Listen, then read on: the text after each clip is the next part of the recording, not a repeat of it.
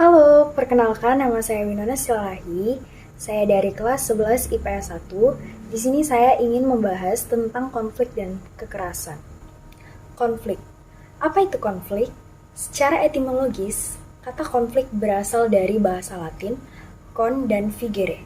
Kata con memiliki arti bersama, sementara figere memiliki arti memukul. Jadi, dalam sosiologi, konflik diartikan sebagai sebuah proses sosial yang terjadi antara dua orang atau kelompok yang berusaha saling menyingkirkan satu sama lain dengan cara membuat seseorang atau kelompok lainnya tidak berdaya atau bahkan dengan menghancurkan orang atau kelompok tersebut. Penyebab. Apa penyebab dari konflik? 1. Perbedaan kepentingan. Ketika tujuan berbeda, kelompok-kelompok akan berusaha bersaing untuk memperebutkan sarana. Kedua, perbedaan kebudayaan. Perbedaan kebudayaan akan mengakibatkan adanya sikap etnosentrisme, yaitu sikap yang ditunjukkan kepada kelompok lain bahwa kelompoknya adalah kelompok yang terbaik. Ketiga, perbedaan pendirian dan keyakinan. Dalam konflik-konflik ini, terjadilah bentrokan-bentrokan pendirian dan masing-masing pihak pun berusaha membinasakan lawannya. Membinasakan akan di sini tidak selalu diartikan sebagai pembinasaan fisik, tetapi bisa pula diartikan dalam bentuk pemusnahan simbolik atau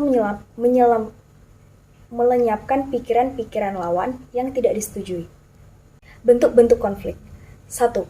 Konflik pribadi. Konflik ini terjadi disebabkan ada dua individu yang tidak saling menyadari kesalahan dari masing-masing. Contohnya saja, perselisihan di antara ketua dan sekretaris dalam suatu organisasi yang diantaranya memiliki pendapat yang berbeda. Karena tidak adanya pihak yang saling mengalah, maka terjadilah konflik di antara mereka. Kedua, ada konflik hukum. Konflik hukum dapat terjadi akibat ketidakadilan hukum yang dirasakan oleh individu maupun kelompok. Ketidakadilan tersebut muncul karena hukum yang diberikan tidak sesuai atau terjadi penyalahgunaan terhadap hukum. Contohnya, kelompok orang yang menuntut bahwa hukum yang diberlakukan oleh para koruptor tidak sesuai dengan hukum yang berlaku. Mereka merasa pemberian hukuman kepada koruptor seperti tumbul ke bawah dan terkesan tidak adil kepada rakyat kecil. Ketiga, konflik agama. Tidak jarang agama yang menjadi mayoritas merasa superior sehingga terjadinya konflik tidak dapat dihindari.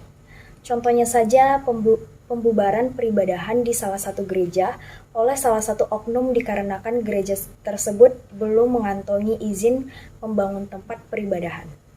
Hal tersebut apabila terus-menerus dipermasalahkan akan menimbulkan konflik yang serius. Keempat, konflik internasional. Konflik internasional timbul akibat adanya dua negara yang saling berselisih karena masalah ekonomi, politik, maupun masalah batas teritorial suatu negara. Contohnya saja perebutan wilayah Palestina atas Israel yang belum mereda hingga saat ini. Kelima, konflik horizontal. Konflik ini terjadi antara individu maupun kelompok yang memiliki kedudukan sama atau sejajar. Contohnya saja perdebatan antara tukang ojek yang memperebutkan tempat pangkalan dan saling mengklaim bahwa tempat yang digunakan merupakan wilayah kekuasaannya. Akibat konflik. Apa sih akibat yang ditimbulkan dari konflik? 1. Merusak integritas sosial masyarakat. 2. Menyebabkan trauma secara sosial dan psikologis. Ketiga, menimbulkan kerusakan harta benda dalam masyarakat, timbulnya rasa dendam dan tidak bisa menciptakan kehidupan harmonis. Kekerasan. Dalam KBBI, kekerasan didefinisikan sebagai perbuatan seseorang atau kelompok yang menyebabkan cedera atau matinya orang lain atau menyebabkan kerusakan fisik atau barang orang lain. Bentuk-bentuk kekerasan. 1. Kekerasan langsung. Contoh dari kekerasan langsung adalah tindakan mencelakai atau melukai orang dengan sengaja atau membunuh atau memperkosa.